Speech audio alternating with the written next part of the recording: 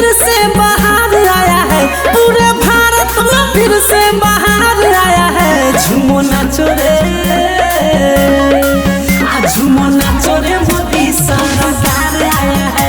झूमो नाचो रे, मोदी सरकार आया है। लेके जनता के बीच त्योहार आया है, लेके जनता के बीच त्योहार आया है। झूमो नाचो रे, तो झूमो नाचो रे, मोदी की सरकार आया है। झूमो नाचो रे, मोदी सरकार आया है।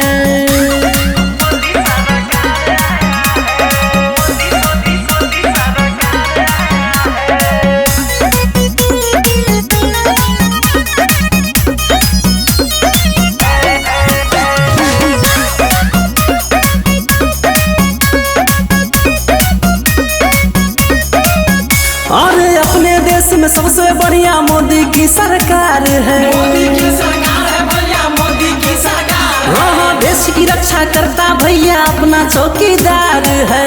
चौकीदार है भैया, अपना चौकीदार है। हाँ, अपने देश में सबसे बढ़िया मोदी की सरकार है। रक्षा करने वाला भैया अपना चौकीदार है।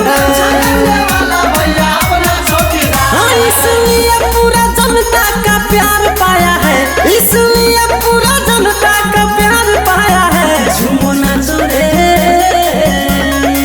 तो झूमो नाचो रे, मोदी की सरकार आया है। झूमो नाचो रे, मोदी सरकार आया है। नरेंद्र मोदी जिंदाबाद, जिंदाबाद जिंदाबाद, नरेंद्र मोदी जिंदाबाद, जिंदाबाद जिंदाबाद।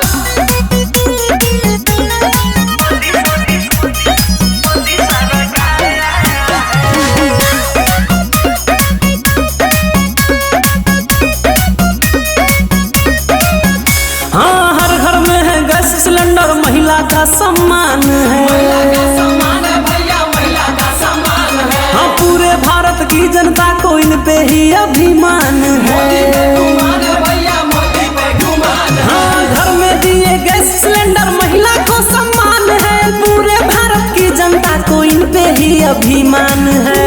भारत की जनता को इन पे ही अभिमान तो है। भैया गोरखा ने मोदी गुणगान गाया है, तो भैया गोरखा ने मोदी गुणगान गाया है। झूमो नाचो रे, तो झूमो नाचो रे, मोदी की